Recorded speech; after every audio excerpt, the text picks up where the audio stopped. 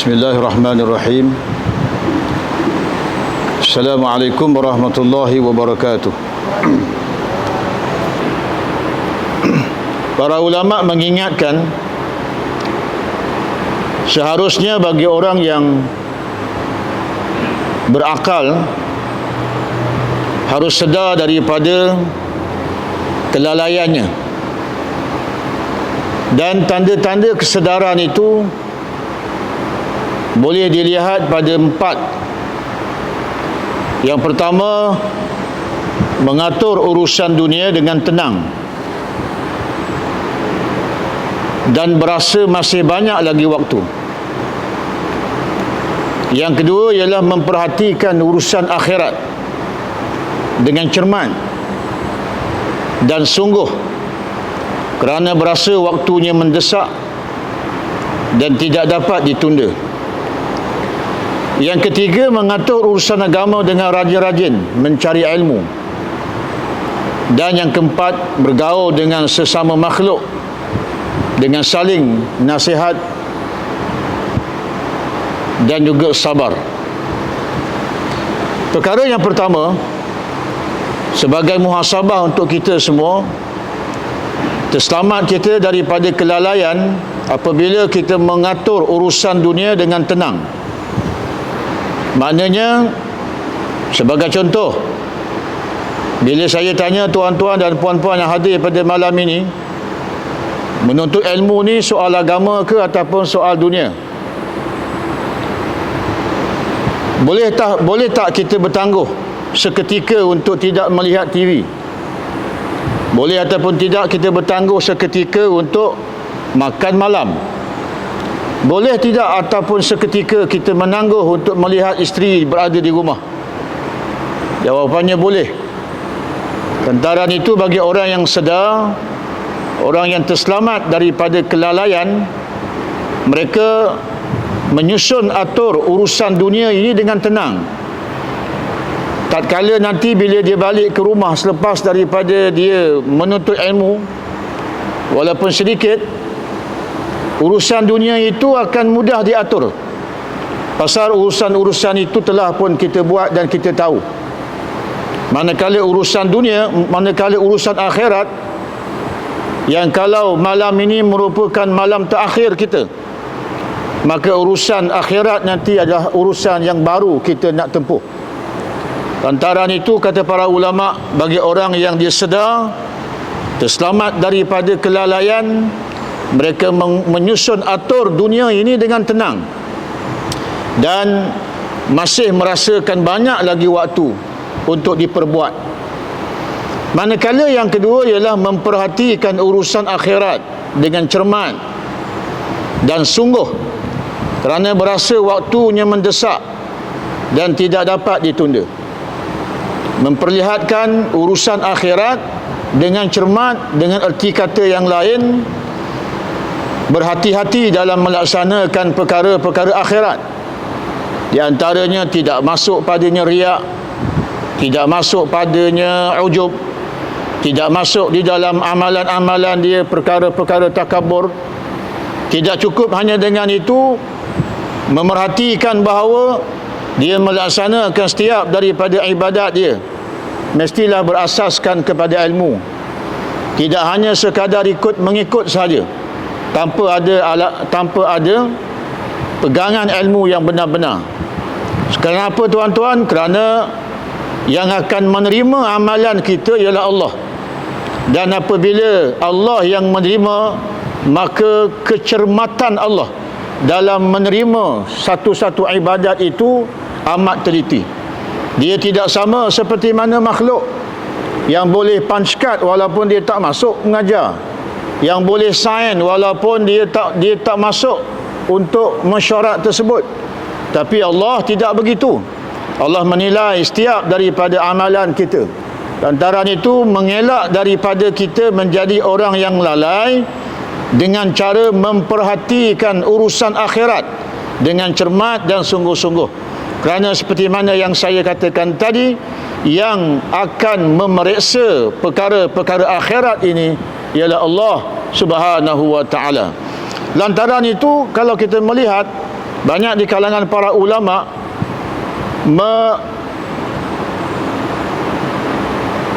berkongsi dengan kita bahawa perkara yang paling utama dalam kita menyusun atur soal-soal akhirat ini, salah satu daripadanya ialah memperbaiki hati kita. Memperbaiki hati kita. Kalau kita tengok tuan-tuan dalam buku Penawar Bagi Hati, yang mungkin Ustaz Fazal ada mengajar, mungkin Ustaz Abdul Hamid pun ada mengajar, di antara perkara-perkara yang diketengahkan dalam Penawar Bagi Hati ialah bagaimana kita untuk mengelak daripada hati itu sakit. Hati itu dipenuhi dengan ujub, dipenuhi dengan riak, dipenuhi dengan takabur dan seumpamanya dalam perkara-perkara yang tidak baik. Pernah ditanya, bagaimana Ustaz untuk saya terus istiqamah dalam melaksanakan satu sifat yang namanya zuhud? Macam mana saya nak istiqamah dengan zuhud? Saya ada kereta besar, Ustaz. Kereta besar, rumah besar, pangkat besar, gaji besar. Maknanya penyakit-penyakit riak, penyakit-penyakit takabur, berbangga cukup mudah menghinggap mereka-mereka yang mempunyai kelebihan seumpama ini. Bagaimana Ustaz untuk saya elak daripada perkara-perkara tersebut dan saya memperanankan diri saya dengan saya masukkan dalam diri saya ni satu sifat zuhud? Tidak lain tidak bukan tuan-tuan, caranya ialah jaga hati. Itu saja. Macam mana kita nak jadi seorang yang ikhlas? Tidak lain tidak bukan kena jaga hati. Itu sebab bila kita melihat perkongsian-perkongsian ulama dalam perihal untuk menjaga hati ini, diperbahaskan dalam perkara-perkara yang kecil.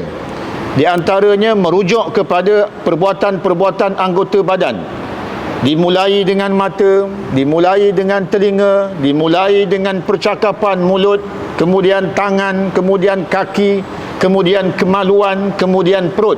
Ada 7 anggota badan yang dikupas oleh ulama, terutamanya bila kita membaca buku Penawar Bagi Hati. Nampak simple aja. Nampak simple aja. Tatkala kita memandang, tersilap memandang, maka pandangan itu adalah pandangan maksiat. Apabila pandangan itu pandangan maksiat, maka dia akan menghitamkan hati. Tatkala hitamnya hati tuan-tuan, maka berkemungkinan dan mudah untuk dimasuki penyakit riak, penyakit hasad dengki, penyakit takabur dan seumpamanya. Begitulah juga dengan telinga. Tatkala tersilap kita menggunakan telinga, maka yang akan masuk ke dalam pendengaran kita adalah perkara-perkara yang dilarang oleh Allah. Tatkala perkara itu perkara yang dilarang oleh Allah, dia akan merosakkan hati. Bila hati rosak tuan-tuan, maka seperti mana yang saya katakan tadi, hati ini seperti mana yang kita ketahui, dia tak boleh duduk dalam satu masa 2 perkara. Kalau perkara baik ada dekat dalam hati, secara automatik yang buruk akan keluar. Tatkala perkara yang buruk ada dekat hati, maka yang baik akan keluar. Dia tidak boleh menyimpan dalam satu masa 2 perkara. Inilah yang dikatakan hati. Sehingga Nabi SAW menyatakan kepada para sahabat dan sebagai ingatan kepada kita, ala fil jasadi mudghatan, ketahuilah dalam jasad itu ada seketul daging. Sekiranya daging itu baik, maka baiklah seluruh jasad. Sekiranya daging itu rosak, maka rosaklah seluruh jasad. Ala wahiya qalbu, ketahuilah yang aku maksudkan daging itu adalah hati. Menunjukkan kepada kita para hadirin yang dimuliakan oleh Allah Subhanahu wa taala, lantaran hati itu tempat ditelik oleh Allah, maka dalam pelaksanaan setiap daripada amalan kita mesti memiliki hati yang baik. Dengan makna yang lain, mesti menuntut semata-mata ikhlas kepada Allah Subhanahu wa taala. Lantaran itu perkara yang kedua tadi, sebagai mengelakkan kita daripada terlibat dalam kelalaian, iaitu memperhatikan urusan akhirat dengan cermat. Tidaklah salah kalau saya mengingatkan, terkadang-kadang umur kita telah lanjut, Tapi dalam soal-soal perkara yang wajib, kita masih lagi tidak memberi tumpuan yang sebenar. Ada di kalangan kita yang tak tahu mana dia sunat ab'ad, manakah dia sunat hayat, manakah dia rukun, manakah dia sunnah, manakah dia sunat dan seumpamanya. Manakah dia fardu kifayah, manakah dia fardu ain. Khusus secara mutlaknya kepada amalan solat, tidaklah terlalu jauh sangat dalam perkara-perkara yang lain. Pasal apa saya katakan perkara tersebut? Kerana apabila gagal kita mencermati dalam perkara-perkara tersebut seperti mana yang dinyatakan dalam ini, dia akan melibatkan kita lalai. Ada sebahagian daripada kita bila semayang, dia menterjemahkan setiap daripada kata-kata ungkapan yang dia ucapkan tidaklah menjadi masalah dan tidaklah menjadi suatu yang salah. Namun begitu, menterjemahkan apa yang dia ucapkan ketika mana dalam sembahyang tanpa membawa kepada makna yang sebenar dalam hati, hakikatnya sembahyang kita masih lagi belum sempurna. Kalau setakat kita terjemah, sembahyang sebenarnya bukan terjemah. Sembahyang sebenarnya ialah zikrullah, iaitu mengingati kebesaran Allah, mengingati Allah subhanahu wa ta'ala. Itu sebab kita ada belajar namanya ilmu tauhid. Tatkala kita menyebut subhanallah dalam zikir kita, yang kita sebut sebanyak 33 kali, adakah kita faham sungguh-sungguh yang dimaksudkan dengan subhanallah, maha suci Allah? Kerana di sana ada tak yang dikatakan suci? Ada yang dinamakan suci, baju suci, anak bayi suci. Pada masa yang sama kita terjemahkan perkataan subhanallah, maha suci Allah. Adakah suci di situ Allah Ta'ala tidak terpalit dengan kekotoran? Lantaran itu seperti mana yang saya maksudkan, saya katakan, bila kita berzikir kepada Allah Subhanahu wa Ta'ala, dia tidak hanya bentuk lafaz, tetapi dia mesti dia terjemahkan dengan keilmuan ilmu tauhid kita. Dia mesti ada ilmu tauhid. Itu sebab bila kita sebut subhanallah, maha suci Allah, maknanya apa tuan-tuan? Maknanya kita rujuk balik semula dalam sifat 20 Allah Subhanahu wa Ta'ala. Itu sebab kita belajar setiap satu. Setiap satu mula-mula kita belajar sifat-sifat 20 bagi Allah Subhanahu wa Ta'ala. Kemudian disambung lagi dengan sifat yang mustahil. Tidak cukup dengan itu, diceritakan lagi tentang sifat yang harus bagi Allah. Tidak cukup dengan itu, dibahagikan pula ada salbiyah, ada nafsiyah, ada ma'ani dan ada ma'nawiyah. Tidak cukup pula dengan itu, ada lagi apa dia ta'aluk. Tidak cukup dengan ta'aluk, ada lagi al-istighna wal-iftiqar. Semua sekali itu bila kita dapat kuasai, maka kita dapat menterjemahkan kalimah subhanallah. Kerana kalau tidak tuan-tuan, dia sama saja. Subhanallah, maha suci Allah tadi itu maknanya ada tak benda lain yang suci? Ada. Tapi macam mana cara kita nak menyucikan Allah Subhanahu wa Ta'ala? Oleh kerana itu kita balik semula pada dua perkara yang kedua tadi. Dalam soal akhirat ni, dalam soal ibadat kepada Allah, mesti kita cermat, mesti kita cermat seperti mana yang saya katakan tadi. Dalam ibadat jangan ada takabur, jangan ada ujub, jangan ada hasad dengki dan sebagainya. Dan apabila bersentuhan dengan soal akhirat, maka hendaklah kita menganggap bahawa dalam soal akhirat ini, waktu yang diberikan oleh Allah Subhanahu wa Ta'ala itu adalah waktu yang terakhir. Anggaplah begitu. Dalam soal dunia, anggaplah dia waktu itu akan ada masa lagi. Dalam soal-soal akhirat, anggaplah dia ini adalah merupakan yang terakhir. Lantaran itu tidak mungkin untuk kita menangguhkan kepada suatu masa yang lain. Tatkala kita memang dah berhajat untuk bersedekah, maka segerakanlah. Tatkala kita berhajat untuk buat solat, maka bersegerakanlah. kerana lintasan-lintasan supaya yang mendorong kita untuk buat perkara-perkara tersebut, dia sebenarnya adalah merupakan anugerah daripada Allah Subhanahu wa taala. Di tengah-tengah kehidupan kita, kesibukan kehidupan kita, pada hari ini sebagai contoh, Allah beri terlalu sibuk dengan kerja dan sebagainya, tiba-tiba kita mengingati bahawa sebentar lagi zuhur akan dilaungkan azan, dan Allah Ta'ala beritahu bahawa sebentar lagi akan masuk waktu sembahyang sebagai contoh. Maka anggaplah bahawa itu adalah merupakan anugerah daripada Allah yang mengingatkan kepada kita supaya mengingatkan kepada dia, yang kemungkinan itu adalah anugerah Allah yang terakhir dalam mengingatkan kita supaya mengingati dia. Maka begitulah seharusnya yang perlu kita laksanakan, yang perlu kita ketahui. Kerana bila kita berada pada posisi yang seumpama itu, maka hakikatnya kita telah pun memiliki kesedaran. Manakala yang ketiga, mengatur urusan agama dengan rajin-rajin mencari ilmunya.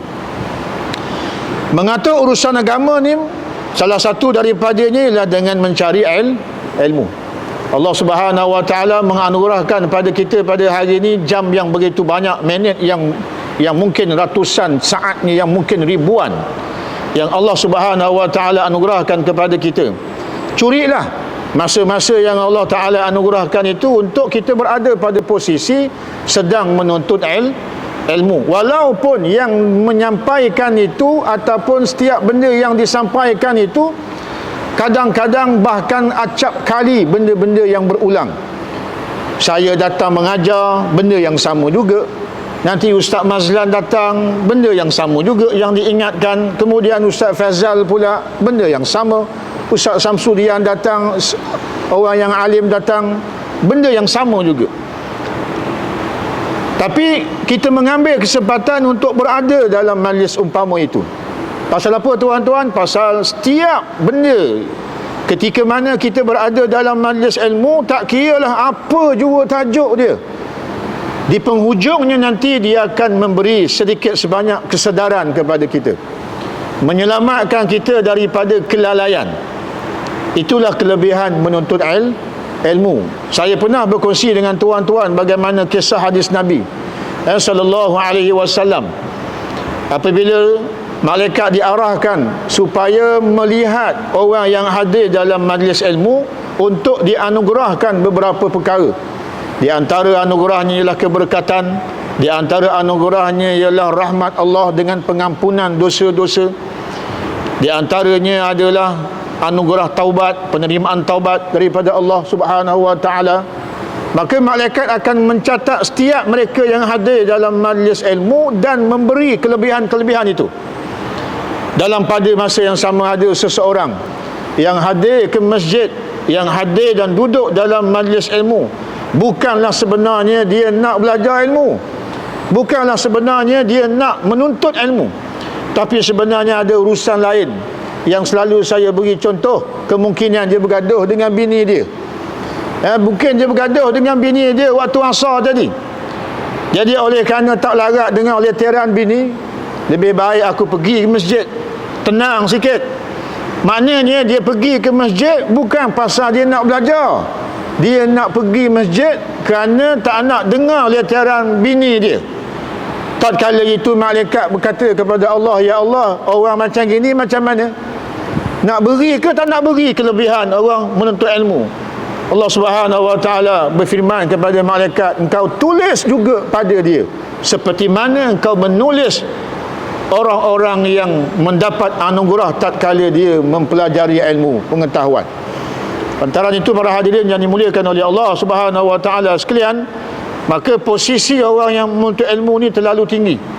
Walaupun sampai kepada peringkat dia tidak ada niat untuk berada dalam majlis ilmu, tetapi dia berada dalam majlis ilmu lantaran rahmat Allah ke atas majlis ilmu ini terlalu luas menerima orang-orang yang seumpama ini. Oleh kerana itu kena susun atur. Kena susun atur dalam hidup kita ini. Mesti ada satu babak dalam harian hidup kita ini menuntut ilmu. Duduklah seketika. Memang tuan-tuan malas. Memang malas. Tidaklah dinafikan, bukan senang sebenarnya nak istiqamah dalam menuntut ilmu ni. Memang susah. Memang susah. Itu sebab tadi seawalnya tadi, perkara yang pertama mengatur urusan dunia dengan tenang. Dan saya mulakan tadi dengan persoalan menuntut ilmu ni, soal agama, soal akhirat ataupun soal dunia. Jawapannya soal akhirat. Dah kalau balik rumah tengok TV tu dunia ke akhirat? Jawapan dunia. Boleh tangguh tak? Boleh tangguh. Makan malam boleh tangguh tak? Boleh tangguh. Dan banyak lagi benda-benda yang boleh ditangguh, hanya mengambil beberapa minit sahaja. InsyaAllah. Biasanya bila ada kuliah-kuliah maghrib ni tuan-tuan, 1 jam itu terlalu panjang. Biasanya 40 minit ataupun sekitar dalam itulah, 40 ataupun 45 minit itu saja. Tetapi dia punya kelebihan, kita berada dalam majlis ilmu itu terlalu besar, terlalu tinggi anugerahnya, terlalu tinggi pemberian daripada Allah Subhanahu wa taala. Manakala yang keempat, bergaul dengan sesama makhluk dengan saling nasihat dan sabar. Orang yang terselamat daripada kelalaian dan dia sentiasa berada pada posisi kesedaran ialah dia bergaul dengan sesama makhluk dengan tidak meninggalkan 2 perkara, iaitu menasihati dan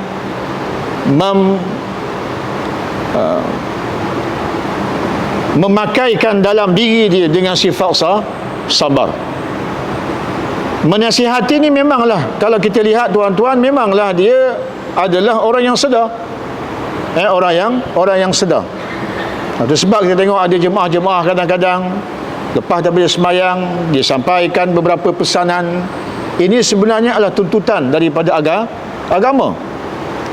Pasal apa tuan-tuan? Pasal sebenarnya agama itu dia berdiri teguh, asasnya adalah an-nasihatu, iaitu nasihat. Nasihat, apa makna nasihat?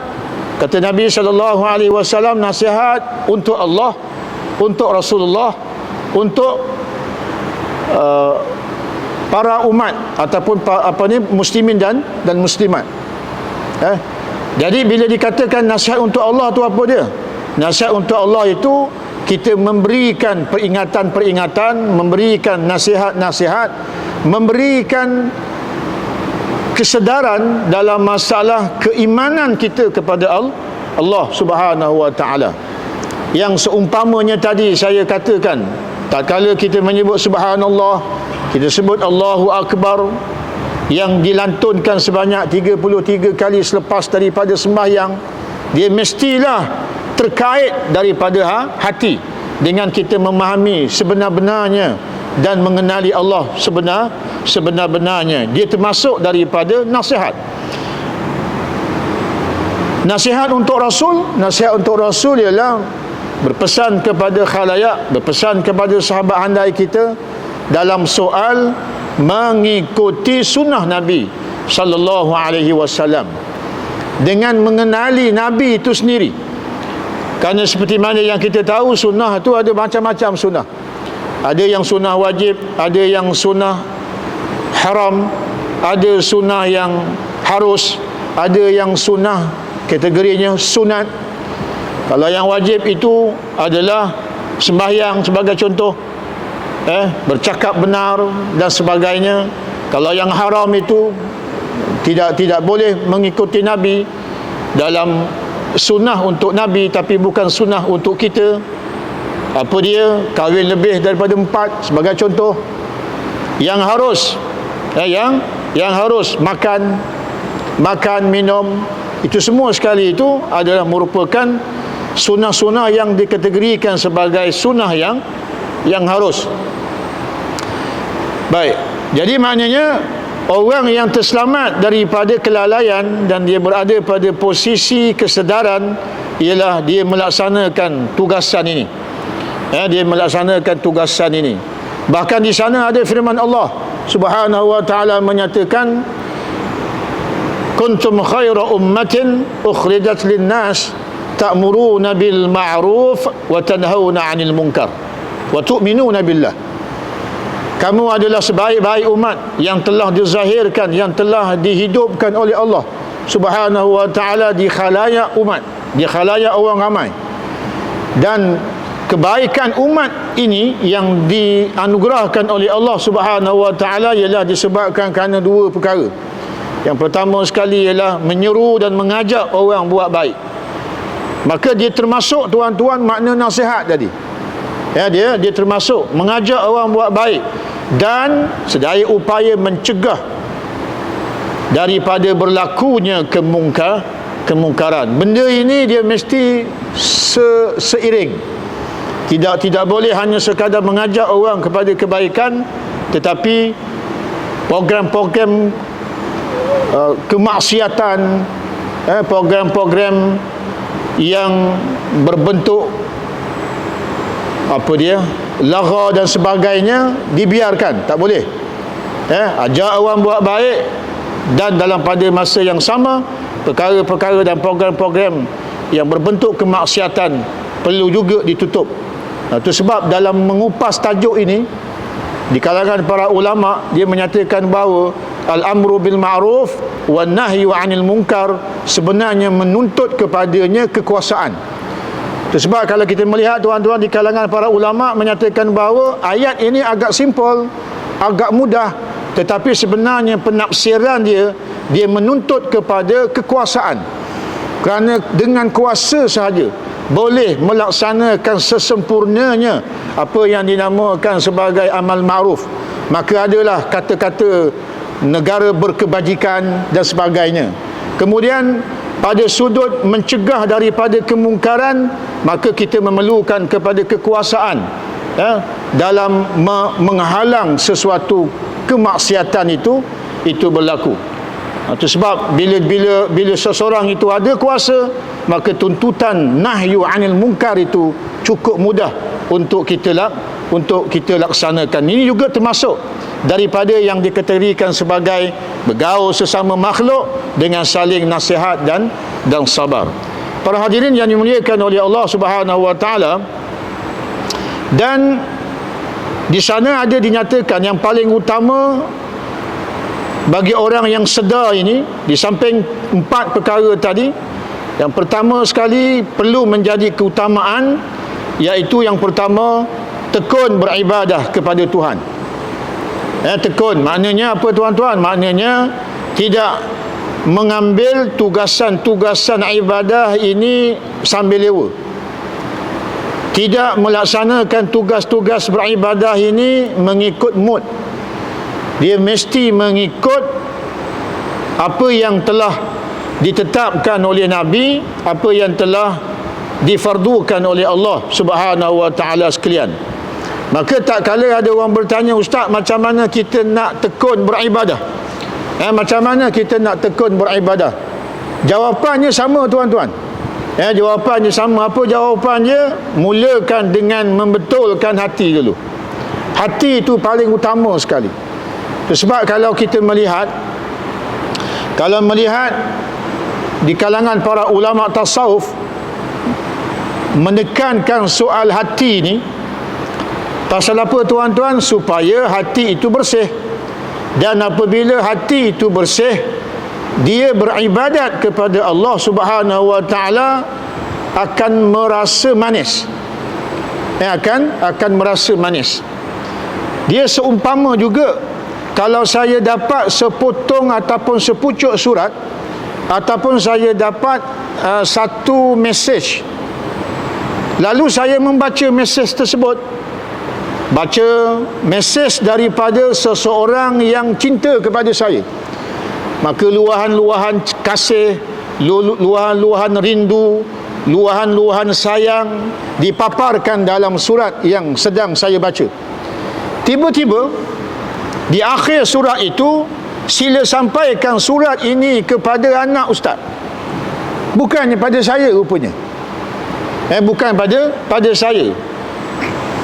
Tapi sebelum daripada saya mengetahui bahawa surat ini adalah surat untuk anak saya menganggap surat itu adalah surat pada saya. Macam mana tuan-tuan kita baca surat cinta? Allah tenggelam. Tenggelam dengan apa? Dengan kecintaan kita kepada orang yang mengutus itu. Sama juga ibadat. Ibadat macam mana kita boleh tenggelam? Dengan cara kita mengenal Allah Subhanahu wa taala. Macam mana kita nak mengenal Allah? Dengan cara kita membersihkan hati kita. Jadi bila hati kita bersih, maka ketenangan dalam kita beribadat dan nikmat manisnya ibadat itu kita akan dapat. Tak apalah kalau saya kongsi buat kali yang seterusnya. Kenapa di kalangan orang-orang soleh cukup menjaga pandangan dia? Kenapa di kalangan waliullah, wali-wali Allah, dia cukup menjaga tutur bahasa dia? Mengapa di kalangan orang-orang yang baik-baik dia cukup menjaga apa yang dia makan? Rupa-rupanya bukanlah nak diet. Rupa-rupanya bukanlah dia ni tak gemar dalam bercakap. Rupa-rupanya bukanlah dia ni tak ada nafsu untuk memandang sesuatu yang memberi syahwat kepada dia. Tapi dia lawan untuk tidak berbuat seumpama itu. Pasal apa tuan-tuan? Pasal dia takut hati akan jadi kotor. Tak kala hati akan jadi kotor, kemanisan dalam beribadat Allah Ta'ala tarik. Lantaran manisnya beribadat ketika mana berdepan dengan Allah Subhanahu wa Ta'ala. Bagi orang yang mengenali Allah, bagi orang yang telah merasai nikmat itu, maka tidak mengapalah dia menghapuskan keinginan mata dia untuk melihat syahwat. Tidak mengapalah dia sanggup untuk meninggalkan daripada memperkatakan sesuatu yang tidak baik. Kenapa tuan-tuan? Kerana dikuatiri hatinya akan kotor. Tak kala hatinya kotor, maka ibadatnya kepada Allah Subhanahu wa Ta'ala tidak bersih dan tidak manis. Lantaran itulah sebenarnya yang terjadi kepada kita. Walaupun kita sembahyang, walaupun kita berzikir, tetapi sembahyang kita masih lagi mengingati perkara-perkara dunia. Sedangkan saya dah kongsi dengan tuan-tuan, di kalangan para ulama tasawuf menyatakan apabila kita sembahyang dan kita kenal siapa orang sebelah kita, kita kenal siapa orang yang sebelah kanan kita, tak kala selepas kita mengangkat takbir. Sebelum mengangkat takbir mungkin kita kenal, ini Haji Leman, ini Haji Daud, kita kenal. Tapi lepas angkat takbir, sepatutnya kalau dia masih lagi cam yang berada di sebelah ini adalah Leman, yang sebelah sini namanya Daud, kata para ulama, sembahyangnya belum lagi khusyuk. Sembahyang dia masih lagi mengingati perkara-perkara dunia. Oleh kerana itu para hadirin yang dimuliakan oleh Allah Subhanahu wa Ta'ala, sifat orang yang dia sedar, maka keutamaannya ialah dia tekun beribadat kepada Allah.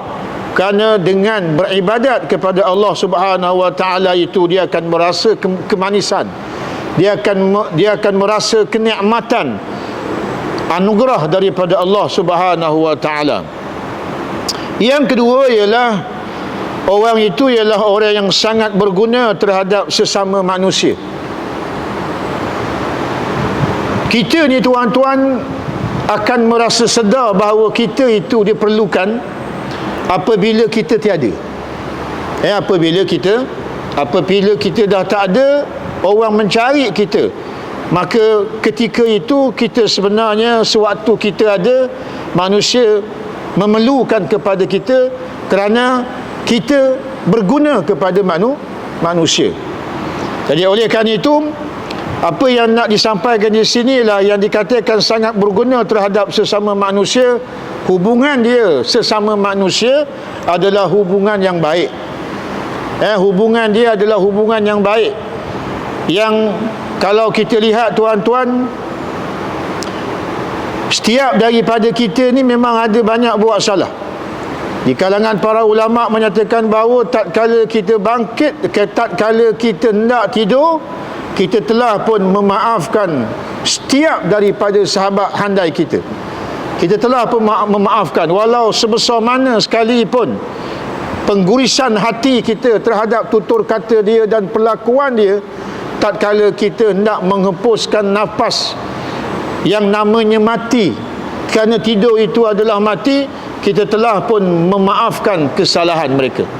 Dan tatkala kita tersedar daripada tidur kita, tatkala Allah Subhanahu Wa Taala memanjangkan usia kita, sesuatu yang mesti kita dahulukan ialah aku telah pun memaafkan.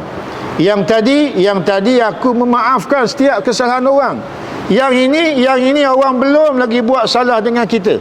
Kita telah pun memaafkan. Kenapa tuan-tuan? Kerana kita nak baik terhadap setiap manusia. Yang selalu saya kongsikan dengan tuan-tuan, tergamakkah kita menyatakan ataupun berhasad dengki, memperkatakan sesuatu keburukan sahabat kita yang tatkala imam membaca doa, dia mengaminkan, dan salah satu daripada yang dibaca oleh imam itu ialah Allahumma ghfir lana dhunubana wa liwalidina warhamhum kama rabbawna saghira atau sighara. Maknanya apa? Ya Allah, ya Tuhan kami, ampunkanlah dosa-dosa kami dan ampunkanlah dosa ibu dan ayah kami.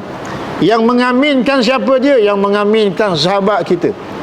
Sahabat kita kenal tak ayah kita? Tak kenal ayah kita. Kenal tak mak kita? Tak kenal mak kita. Tapi dia mengaminkan doa itu.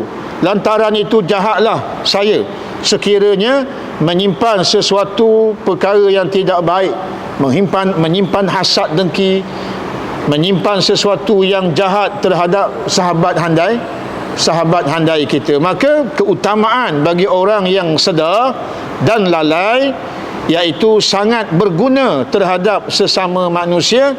Bagaimana nak sampai kepada proses itu? Iaitu mesti baik terhadap sesama manusia. Dan saya baca laju, masa tidak mengizinkan. Semua orang berasa aman daripada gangguan dia. Perkara yang ketiga. Perkara yang keempat, tidak iri terhadap hal orang lain. Orang lain dapat nikmat, dia berasa gembira, kerana yang memberi nikmat bukan majikan. Yang memberi nikmat hakikatnya adalah Allah. Allah memilih dia untuk memberi nikmat kepada dia. Lantaran itu tidak perlu kepada aku berhasad dengki, tidak perlu kepada aku iri hati, kerana yang memberi itu adalah Allah. Tak kala Allah memilih dia, makna Allah sayang dia.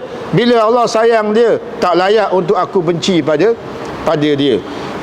Manakala yang kelima, selalu bersiap untuk menghadapi mati. Berdepan dengan seperti mana yang pada minggu lepas kita dah beritahu tuan-tuan, firman Allah Subhanahu Wa Taala, innal ladzina qalu rabbuna Allah thumma istaqamu tatanazzalu alaihimul malaikatu alla takhafu wa la tahzanu wa abshiru bil jannati allati kuntum tu'adun. Yang ini telah pun kita bahaskan sebelum daripada ini. Mengingati mati, ketika mana kita sakaratul maut, malaikat akan datang bertemu dengan kita. Malaikat akan datang bertemu dengan kita, dan pada ketika itu ya, kita memang takut, kita memang rasa penyesalan yang banyak. Tapi malaikat menyatakan wa abshiru bil jannah, kata Allah. Allah sampaikan kepada malaikat, suruh sampaikan kepada kita ada berita-berita yang gembira. Tuan-tuan, mati memang sakit. Tak ada pun dalam hadis Nabi yang menyatakan mati tidak sakit. Cumanya Nabi ada menyatakan orang mukmin apabila nyawa dia dicabut, diumpamakan seperti mencabut rambut daripada tepung. Dan banyak hadis yang menyatakan bahawa umpama sakitnya mati ini menelan buah zakum, kemudian dicabut dengan begitu kuat, maka terputuslah sebahagian daripada anggota dalaman kita dan tertinggallah sebahagiannya. Maka begitulah sakitnya orang yang berada di sakaratul maut. Tapi kenapa Nabi kata orang mukmin dia tidak rasa sangat sakit? Para ulama rupa-rupanya menyingkap kisah Nabi Yusuf alaihi salam. Nabi Yusuf alaihi salam, tuan-tuan, dia digoda oleh isteri kepada pembesar, namanya Zulaikha, yang cantik. Dan sampai masa satu ketika bila berada dalam sebuah bilik, Maka Zulaikha mengajak Nabi Yusuf alaihi salam untuk berzina. Nabi Yusuf menolak dan lari ke pintu, dan sempat dipegang di baju di bahagian belakang sehingga koyak. Apabila membuka saja pintu, tengok-tengok suami dia ada dekat depan. Cerita mengenai isteri dia ni buat benda yang tak berapa baik ni tersebar luas. Dan cerita ini dia menggambarkan betapa isteri ni, Zulaikha ni, orang yang low class. Pasal apa? Pasal dia tidak bersama dengan Nabi Yusuf. Nabi Yusuf ni siapa dia waktu tu? Dia hanyalah kuli aja waktu tu. Jadi Zulaikha ni isteri pembesar. Yusuf adalah kuli. Jadi isu ini diviralkan dekat kampung tersebut sehingga mendatangkan rasa malu kepada Zulaikha. Yang akhirnya Zulaikha memanggil semua isteri pembesar supaya hadir dalam satu majlis, dan diberikan padanya sebilah pisau bersama dengan sebiji ataupun 2 buah. Dan ketika mana mereka sibuk bercerita dalam keadaan tangan mereka sedang mengupas buah, maka disuruh Nabi Yusuf alaihi salam lalu. Tak kala Nabi Yusuf lalu sahaja, mereka yang melihat, yang pada asalnya sedang mengupas buah, rupa-rupanya sedang melukakan tangan-tangan mereka, yang sepatutnya merasa pedih waktu itu, tapi tidak rasa, pasal nikmatnya memandang Nabi Yusuf alaihi salam. Maka kata para ulama, tak kala sakaratul maut, sakit dicabut nyawa itu tetap sakit, tapi apabila wa abshiru bil jannah, malaikat akan menceritakan gambaran-gambaran yang akan diperolehi oleh seorang yang beriman dan taat kepada Allah, istiqamah dalam melaksanakan perintah Allah. Digambarkan syurga di hadapan. Tak kala mereka memandang syurga itu, malaikat maut tampil dan mencabut nyawa, sehingga nyawa yang dicabut itu tidak dirasai, disebabkan kerana nikmatnya melihat apa yang akan mereka rasai selepas daripada kematian. Maka begitulah tuan-tuan, yang kelima, selalu bersiap untuk menghadapi maut. Kerana apa? Kerana dikatakan Nabi SAW, yang paling aku takut ialah mati sebelum mati. Mati sebelum mati. Lalu sahabat bertanya, ya Rasulullah, kami ketahui mati itu sekali aja. Apakah yang dimaksudkan mati sebelum mati? Maka dijawab oleh Nabi SAW, mati hatinya sebelum dia benar-benar mati. Dan salah satu tanda-tanda hati itu mati, dia tidak mengingati mati. Tak kala dia tidak mengingati mati, maknanya kata para ulama tasawuf, dia sedang berada pada posisi hatinya mati. Wa'iyadzubillah. Kalau jam-jam yang Allah Ta'ala anugerahkan kepada kita pada siang hari sampailah ke hari ini, kita tidak mengingati kematian, walaupun WhatsApp masuk banyak bercerita tentang kematian, tapi dia langsung tidak merasai. Ketahuilah tuan-tuan, itu tanda-tandanya hati mati. Tapi tak kala kita hadir dalam majlis sang seumpama ini, dia mengingatkan kita balik semula bahawa kita akan ke situ. Lantaran itu kita akan membuat persiapan untuk menghadapi kematian. Saya rasa cukuplah sekadar itu. Mudah-mudahan daripada apa yang telah saya kongsikan kepada tuan-tuan, puan-puan pada malam ini, mudah-mudahan memberikan sedikit sebanyak motivasi kepada kita untuk kita terus beristiqamah dalam menjalani ketaatan dan perintah Allah Subhanahu wa taala. Minta maaf banyak-banyak kalau ada tersinggung. Aqulu qauli hadza wa astaghfirullah li wa lakum. Wassalamu alaikum warahmatullahi wabarakatuh.